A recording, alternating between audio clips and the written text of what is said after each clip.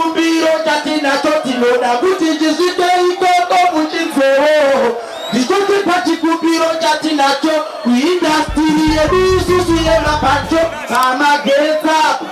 vatiyanyira pamagetsa pa tizveiwo pamagetsa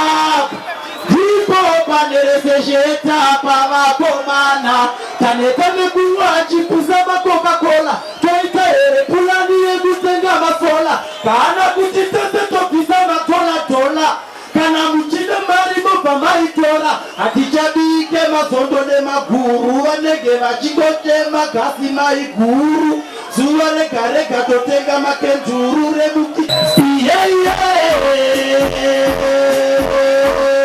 ndinotiburaka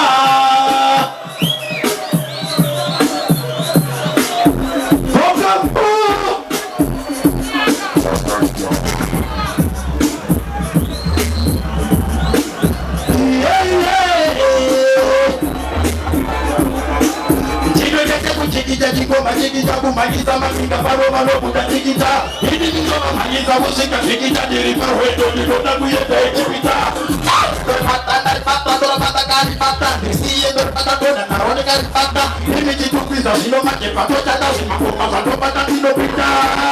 otoberina otondopinza mvura nzoyena omazuva novakuita zveneteta varegaindipite vareganeteta zinovabatikira motomberina otondopinza mvura nzoyena omazuva novakuita zveneteta varegaindipite vareganeteta Kurudi nekono runga zikolunga spuwa ndabini makurudi kurunga kota zikolunga kote kurunga Kashita we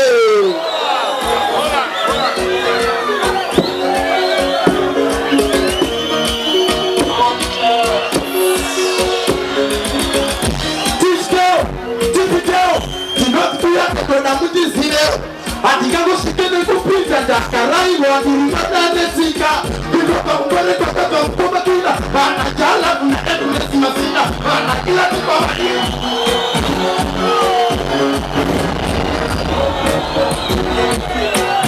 Boka po Jitu wisa Amurati we kaisi chibosho wasiki Naripochi kumemeka Yamahani Kitalindo Tisco Tinotikuya katona mutizire Atikago sikene kupinza Dakarai wadirumata nesika Kutoka mbele toka mkoma kila Bana jala kuna edu nesimasina Bana kila chibosho hili tafuti Niwakazuwa adeneza mapatiti Nipakotaka katini mbiuti Tukuzakaoma tijirani ya makuti Tukutaka zilite kukotu Atetese Nipakotaka katini Chikipilo Mayata burilana Nipakotaka kuchota Tukutirana Tukutirana Waniwotaka kukutikana Pesa tilipa wedo Afia nisi pesa tiloshika One more time